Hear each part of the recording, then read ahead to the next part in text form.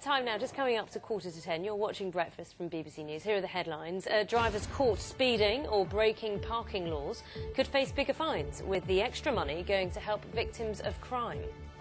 And Danish police foil an attempt on the life of a man whose cartoons of the Prophet Muhammad caused worldwide protests 4 years ago.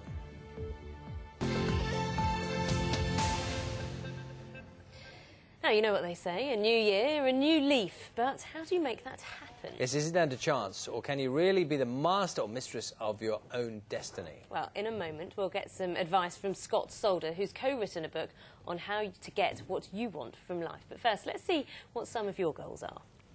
Our goal is to spend some time in New Zealand and Australia, working, and to be happy.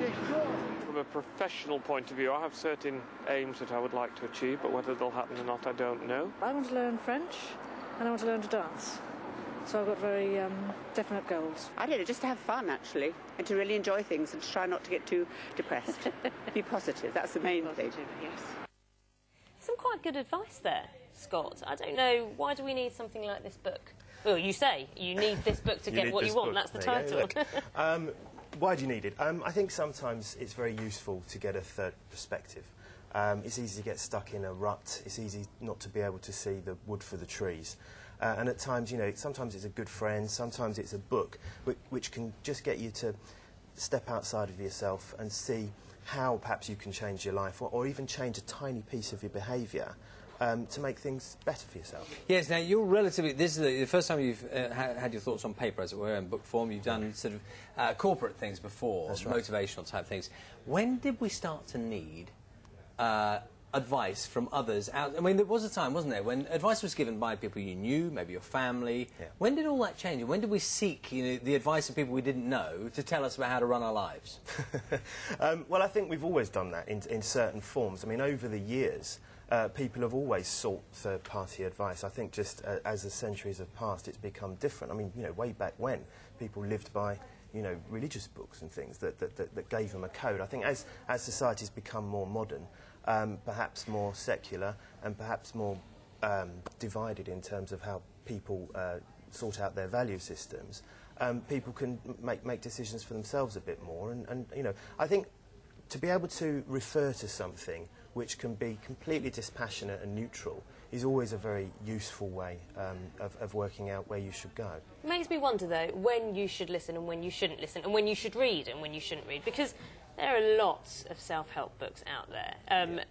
I don't necessarily buy into it, but that's just my opinion, and I don't see why we need to kind of be persuaded into buying this. Surely common sense reigns most of the time. We heard from our clips earlier, just be happy, be commonsensical, go for what you want, define it, go get it.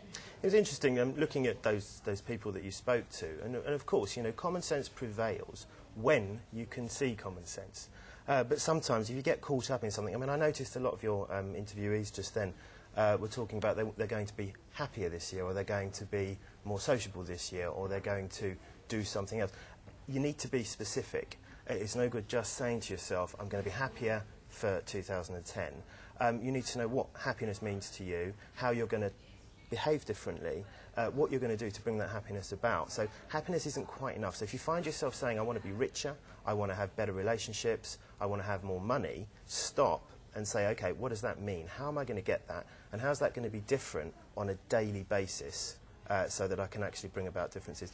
Common sense is a great thing when it occurs to you naturally, but we've all been in situations where sometimes we lose common sense. That's usually in times when there's, you know, a bit of high emotion going on, and you really need someone to almost figuratively slap you around the face and get you to shake yourself out of it. Am I right in thinking that mostly self-help books and self-help guidance is given by people who appear to be hugely self-confident and very successful, and not much to do with people who presumably are seeking the advice who don't have those attributes already? I mean, is there a marketplace somewhere for someone who, frankly, was a bit of a loser or not doing that well? Loser is a very pejorative term, I know, and probably one you would never use, but you know what I mean. It always appears like these people are fantastically confident, have never had any issues really to deal with, and they are so emboldened, but they're unable to pass on their wise knowledge to you. It's funny you should mention that, because I would agree with you. A lot of the kind of self-help gurus that are out there, mainly American actually, are a bit cheesy, a bit schmaltzy, a bit self-satisfied, and come across slightly piously, to be honest. I mean, the way that my co-author and I, Mark, have written this book, there's a lot of humour in it. We tell a lot of stories of how people have got one over on us, actually, and how people have got what they wanted from us in a business environment, and then extracted what they've done to get what they want from us, and say, OK, let's look at the technique that this person used, and how perhaps you can use it yourself. So there certainly isn't shiny white teeth and permatans, you know, and all the rest of it saying, I tell you what, do what we say in this book and you'll be multi-millionaires.